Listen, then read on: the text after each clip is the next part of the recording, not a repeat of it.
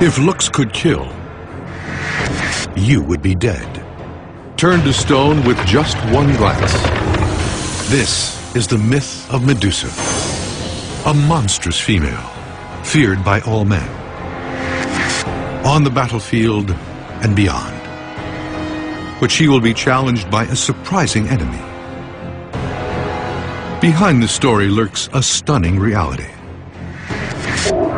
Is Greece's most famous monster inspired by a human corpse?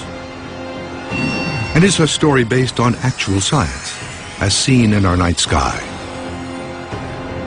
Discover the hidden meaning behind one of the greatest stories ever told. The hunt for the head of Medusa.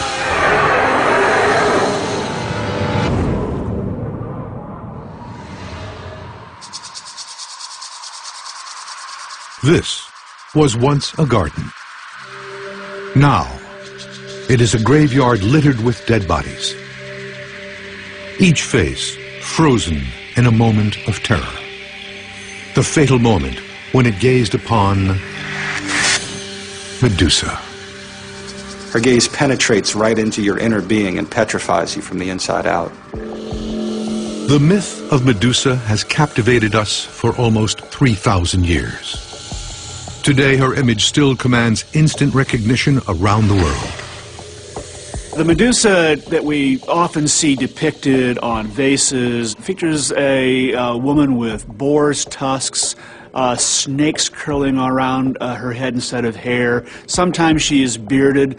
Very often she's grimacing, facing us directly with her tongue lolling out of her mouth and her eyes staring straight at you. In ancient Greece, myths made sense of a confusing world.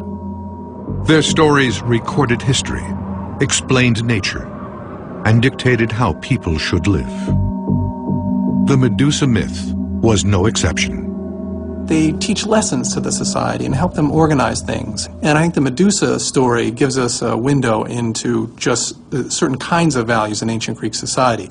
It surely gives a sense of kind of a rich portrait of men's experience, insofar as they may well have felt at some point in their lives completely under the spell of some bewitching type of woman. Medusa can crush a man with a single penetrating look. It is a power that makes her nearly invincible. The Medusa myth awakens a number of fears in people, especially men. This image of the all-powerful woman whose gaze can't be averted, whose gaze can see right through you to expose everything inside of you, that can freeze you in your tracks and somehow devour you and consume you. And I think men in particular are very afraid of this sort of strong woman.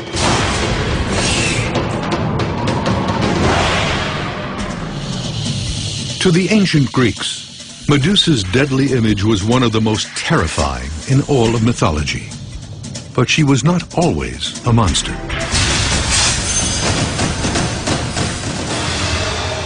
According to the myth, Medusa was once a ravishing woman. Every man in Greece wanted to possess her. What she's described as is she's a beautiful woman with long flowing locks of hair. Every suitor wants to marry her. She causes envy among everyone. But Medusa can't get married. She is a priestess of Athena, the goddess of war, and bound by an eternal vow of chastity. Athena is the patron goddess of the great city of ancient Athens. She's also a virgin goddess. Sex is not a part of her world. She's actually beyond the reach of any male desire. Servants in her temple would have been expected to be virginal, so they could devote their energies not to domestic issues and child rearing, but to the goddess's service. Medusa, the hideous image of evil, starts out as a symbol of purity. This is the story, but could it be based on reality?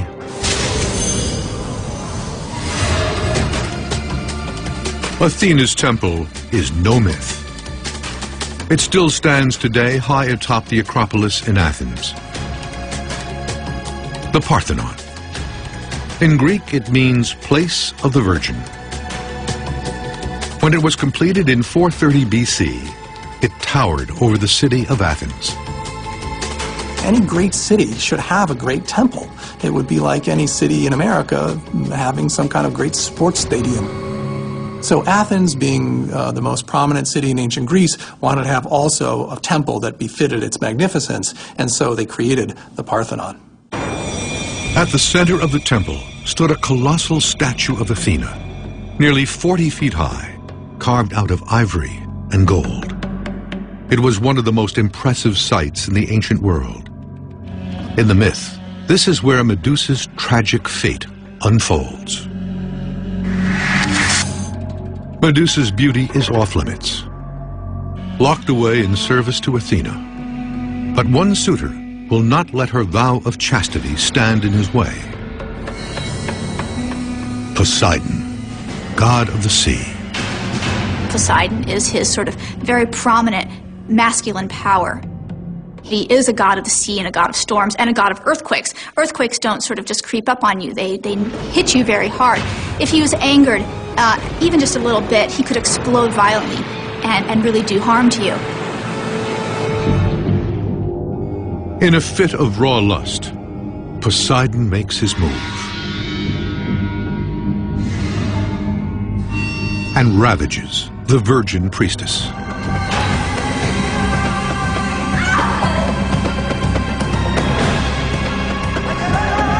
He raped her inside of Athena's temple, a sacrilegious act. He stole from her her virginity. Certainly, this would be a crime in any time of the world. Medusa is devastated. Her innocence has been stolen. Her life changed forever. She was a rape victim, and so she was no longer eligible for ordinary marriage according to the mores of Greek times. And she was no longer a virgin either, so she wasn't able to be devoted to service to a goddess.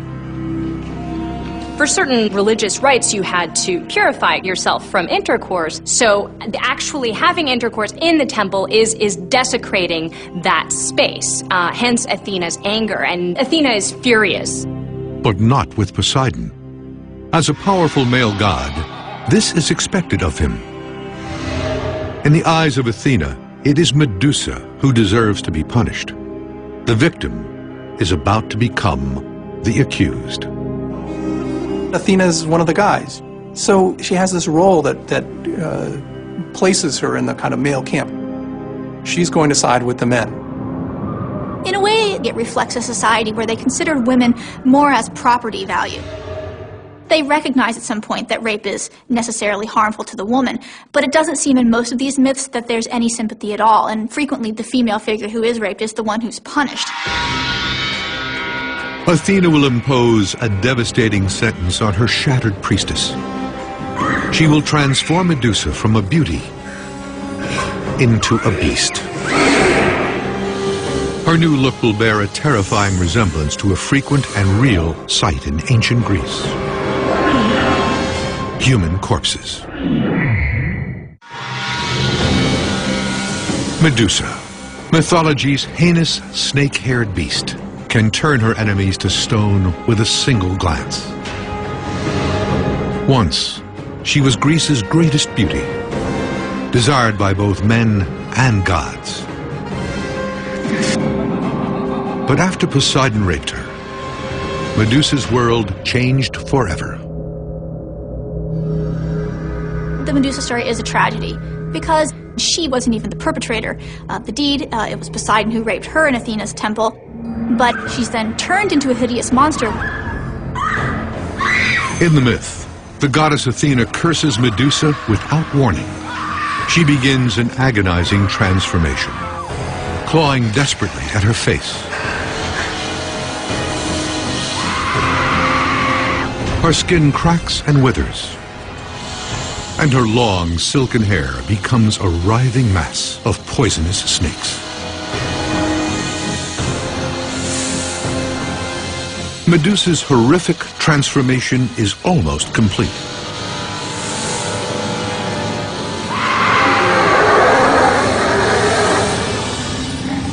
But there's one more twist. She's now going to have to undergo the most powerful and most gut-wrenching of all the aspects of her curse. She'll have to be now a person who's very sight turns the looker into stone. It's now going to isolate her from all of human society. Medusa is now no longer going to have any interactions with anyone else. So what Athena has effectively done is consign this poor girl to a kind of solitary confinement for the rest of her life. For the tragic crime of being raped, Medusa has lost her status, her beauty, and her ability to look at anyone without killing them. Now, the final blow. She is banished to a remote and desolate island for life.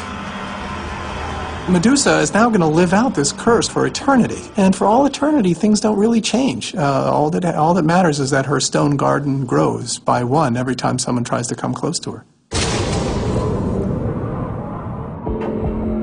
In the myth, Medusa has become a type of monster called a gorgon, a name that comes from the ancient Greek word for terrible.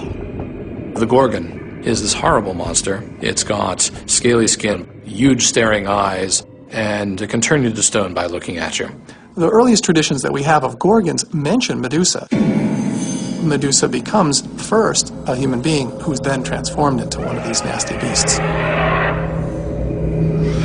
In Greek myth, gorgons represent the physical embodiment of death. In fact, death is what inspired them. The broad, wide-open eyes, the marks on the face, the bloated face itself, the pulled-back skin showing the teeth and the tongue protruding was inspired by the sight of a dead body.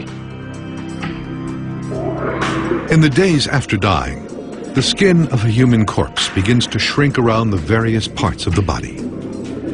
The face becomes grotesquely bloated. The eyes expand out of their sockets, and the tongue swells, pushing itself out of the mouth. Gradually, the corpse morphs from man to monster.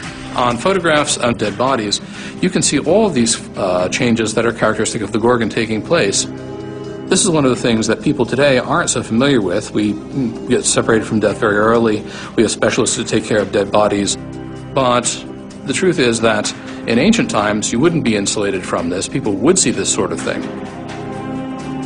Death was everywhere in the ancient world. In fact, many other historical monsters are modeled on corpses.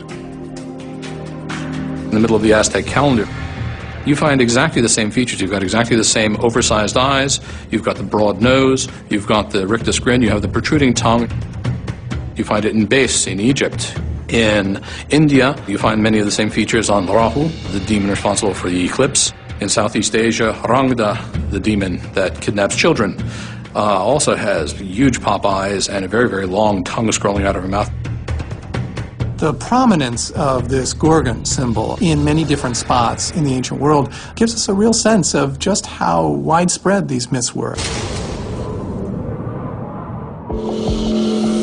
In the story, Medusa is now a gorgon, the mythical face of death. But her physical transformation is only the beginning of her punishment. Her hideous looks will make her an outcast, but her petrifying power will make her a target. Because the warrior who beheads Medusa will possess the ultimate battlefield advantage. Her severed head will still turn men to stone. Men from all over the Mediterranean set out to slay Medusa and claim that power for themselves. One of them has more than glory at stake. His name is Perseus. And his hunt for Medusa's head is one of mythology's greatest adventures.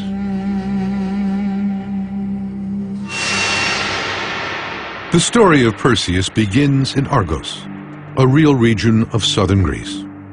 In antiquity, a lot of myths were actually situated in specific locations. Now, this was important for the people who lived in those places. They could actually claim connection to one of these divine heroes. In the myth, Argos is ruled by a tyrant named Acrisius. The king has a problem. He has no male heir. The Greek